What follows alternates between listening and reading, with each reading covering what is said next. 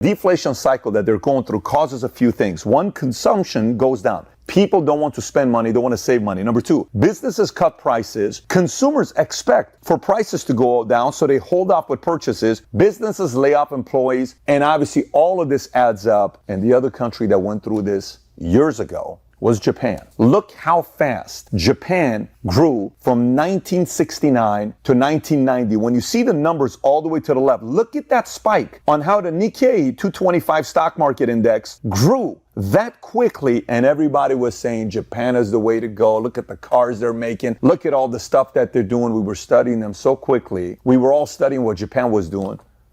All of a sudden, look at the drop from the peak of 1990. Today's 2023. And they haven't even gotten close to the numbers they had in 1990. That's 33 years ago. China fears the same exact thing that happened to Japan is about to happen to them. So what is all this mess leading up to? Is it like, oh, we're the only ones that knows that this is taking place? Let me just say what millionaires and billionaires are doing in China right now. Here's an article from CNBC. China to see the world's biggest millionaire exodus this year. New study shows. This is from a month ago, 2 months ago. Data shows that 10,800 high net worth individuals migrated out of China in 2022, and they're expecting another 13,500. And outside of this article, a Reuters article just came out with this, saying China's super rich population drops as tech crackdown, global factors hurt wealth. Look at the numbers with China. More than 400 people lost their billionaire status last year, most from China. China lost 229 billionaires from Huron Global Rich List in 2023. These are folks that are no longer making that kind of money and they're looking at elsewhere. Where can I take my family? And by the way, sometimes when you leave China, you can't take your money with you. It's a very different kind of a climate to be there. What's the moral of the story here? When the government tries to fabricate the economy to either cool it off or control it, they do it everywhere. We do it in America. Matter of fact, ours controls some of the economies around the world when we try to cool it off or heat it up when we're like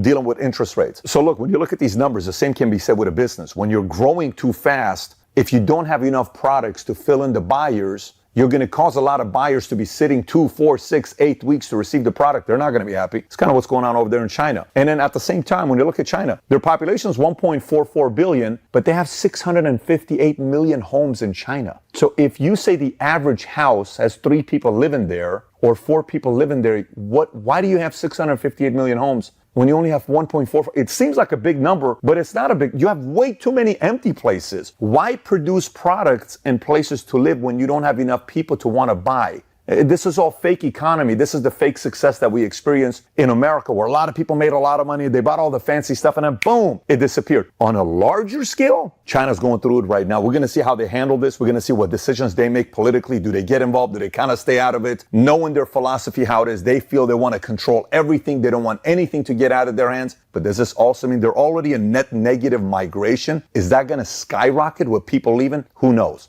But the next 12, 24, 36 months, I would watch very closely to see what happens to China.